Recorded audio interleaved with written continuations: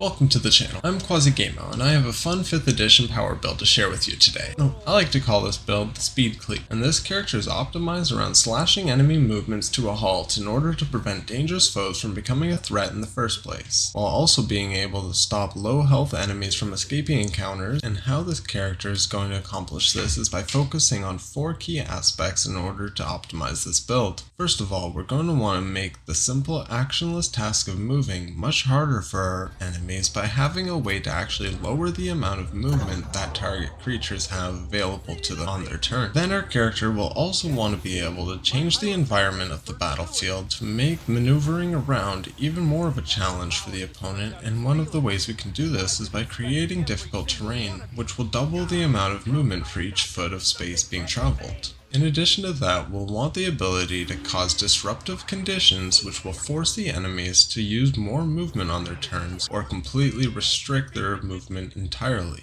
And finally, for this build, we'll want to be able to accomplish this series of unfortunate effects on a whim to be able to flexibly create intricate strategies with your party during practically any encounter. To start building this character, our optimal race to choose is the Variant Human, which will grant us a bonus +1 to only 2 different stats of our choosing, and to maximize our build we'll want to put our bonuses into Strength and Constitution. Variant Humans also have their racial trait that gives them a feat starting at level 1, and this is perfect for this build since it'll allow our character to begin with the Slasher feat. This makes it so that once per turn when our character deals slashing damage to a target, we can cause them to lose 10 feet of their movement until the start of our next turn. Also, if any slashing hit is a critical, then that target has disadvantage on attack rolls as well until the start of our next turn. In addition to these benefits, Slasher is also known as a half feat due to the fact that this kind of feat provides a stat increase as well. And in Slasher's case, it can be used either for strength or dexterity, and we're going to want to choose strength, giving our character an inherent +2 bonus to strength and a +1 bonus to constitution. As for the rest of our stats, we'll be using point buy for our stat distribution, and if you're rolling for stats, just remember to keep 13s in strength, intelligence, wisdom,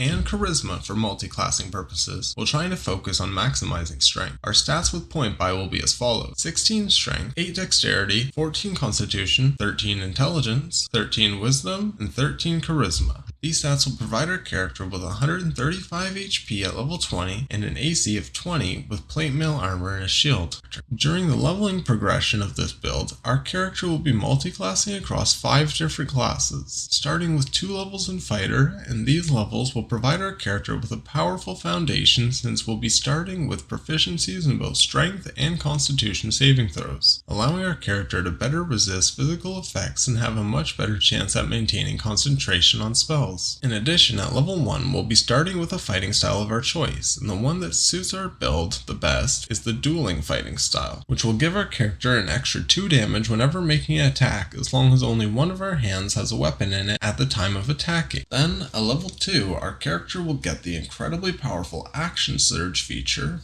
which is usable once per short rest, and it will allow our character to be able to perform 2 actions on the same turn, which can even be casting 2 spells in the same turn, and this can be used for all sorts of very powerful combinations of features. After those 2 levels of fighter, our character will begin multi-classing by taking the next 2 levels into Artificer, which will have our build unlock a powerful feature at level 4 in the form of magical infusions. And the 2 infusions that we're interested in will be the Mind Sharpener and Returning Weapon infusion. The Mind Sharpener infusion can be applied to suits of armor, granting it 4 magical charges, and what these charges do is make it so that the wearer of the enchanted armor, if they would have to make a concentration saving throw, they can instead use a charge to automatically succeed, kind of like the legendary resistance of boss monsters. You also recover 1d4 of these charges at the start of every single day. Then, the Returning Weapons infusion is one that applies a +1 bonus to any weapon with the thrown property, and this makes it so that after throwing the weapon for a ranged attack, it'll automatically come back to your hand. Now that our character can throw their magical hand axe without having to become weaponless, we can stop leveling Artificer and further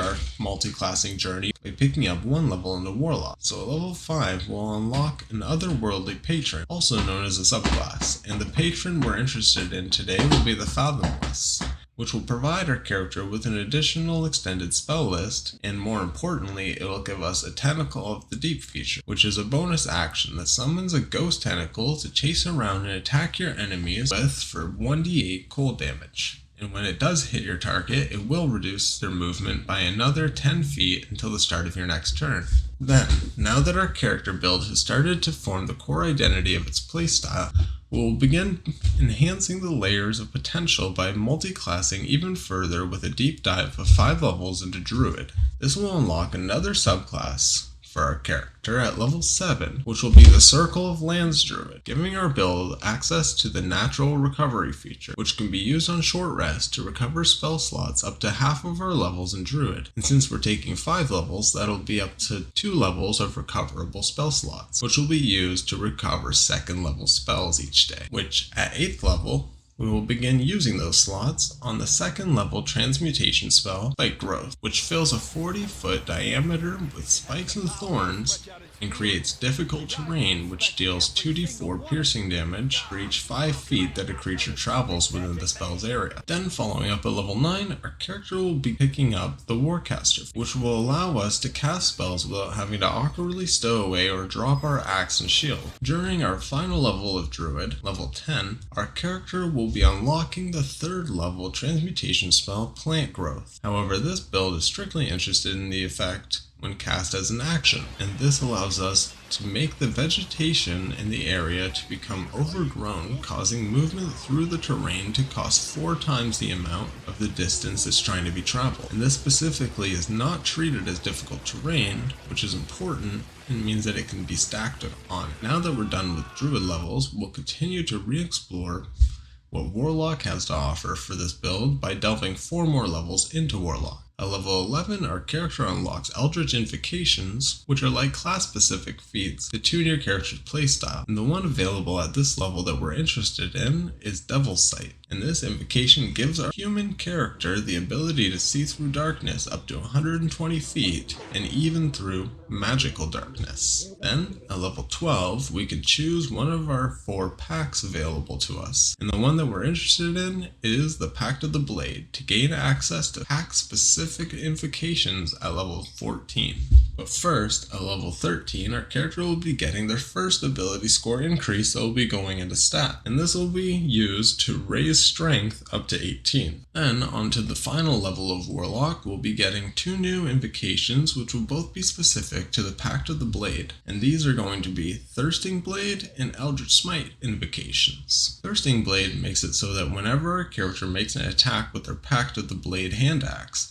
they can instead make 2 attacks as part of that same action. Then, Eldritch Smite allows our character to deal extra damage with our packed hand axe once per turn, and if the creature is huge or smaller, we can knock that creature prone. After gaining those powerful abilities, our character will want to gain more useful features, which we can get by leveling 2 more times into Fighter. So that at level 15, we can add another subclass to our build, and this time it'll be the Echo Knight subclass, which will give us the Manifest Echo and Unleash Incarnation features. Manifest Echo is a powerful feature which creates an ethereal duplicate of yourself, which can be used to swap places with, or even to make attacks from its location with your own weapon, which is something that Unleashed Incarnation also allows us to do, which is make 1 additional attack from our Echo's location during our turn. And this can be used up to twice per long rest, and this is because it is based on our Constitution modifier. Then at level 16, our character will be getting another ability score increase, and this time we'll be able to maximize our strength score by bringing it up to 20. And the other thing that we're going to be bringing up to 20 is our level, which will be by multi-classing 1 final time with 4 levels into Wizard. This is to unlock the Chronergy subclass at level 18, which will give our character access to the Chronal Shift feature. This will allow us to use our reaction after failing to do something and be able to re-roll 1 additional time to try and change the outcome. Another way we're going to be able to try and change fate will be at level 20 when our character gets their final feat, which will be the Lucky feat, giving us 3 luck points to re-roll low outcomes or turn a disadvantage roll into a 3 dice advantage roll. Alright, and now that I've briefly gone over the abilities, spells, and features for this build during the leveling, let's talk about the ways that these features could be used in conjunction to optimize our presence on the battlefield. The strategy of this character build is fairly straightforward, and we're going to go through the various points of progression for the game plan. During stage 1, which will be across levels 1 through 8, the most basic part of the core gameplay begins to form. This involves simply attacking your enemies by throwing your returning hand axe at them and beating them down with your spectral tentacle. This will cause your targets to have up to 20 foot of movement reduction, meaning that you can outpace them simply by moving 10 to 20 feet away on each turn. Another interesting thing is dueling fighting style. Since we're only ever having a hand axe in one hand and a shield in the other,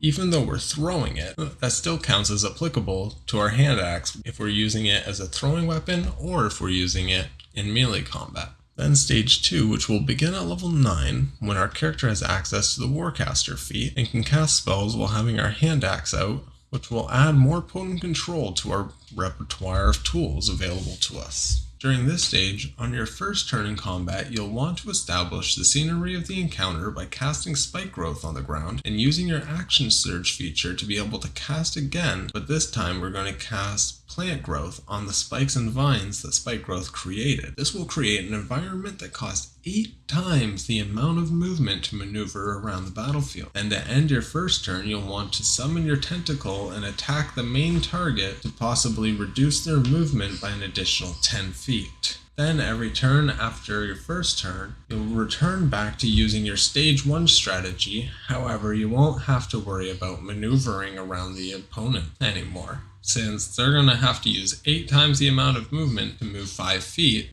which equates up to 40 feet of movement just to try and move 5 feet. And if you reduce their speed by up to 10 to 20 feet on top of that, they're going to need 50 to 60 movement just to try and advance, which most creatures in the monster manual do not have. Then stage 3, which is the final section of the build, and it will commence at level 14, when our character unlocks the Eldritch Smite Invocation, and further evolves from there by gaining more reliable ways of having accuracy in the form of Thirsting Blade, Chronal Shift, and Luck Point, and then getting more viable safety by having an echo. These features all come into play on turn 2 of combat when we're making attacks with our packed weapon. This is because we want to focus on trying to land our Eldritch Smite to knock our main dangerous target prone, which is pretty easy since at this point we have a plus 12 to hit with our hand axe,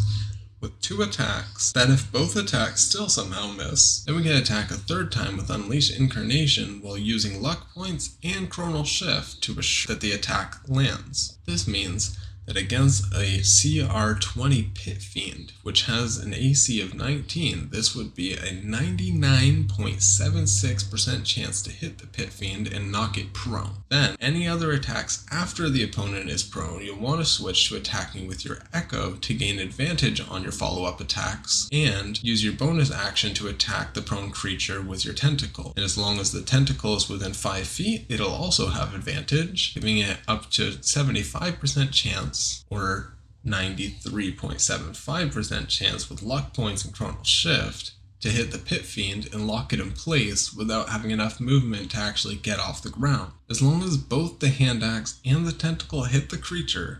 will never be able to actually get off of the ground. This is because it's going to take 20 speed reduction on top of the fact that it has to use half of its movement just to get off of, meaning that unless if a creature has 40 or more base speed, it simply will not be able to get off of the ground. And even if it does have more speed than that, it won't be able to actually move from the spot that it's at, unless if it has at least 80 base movement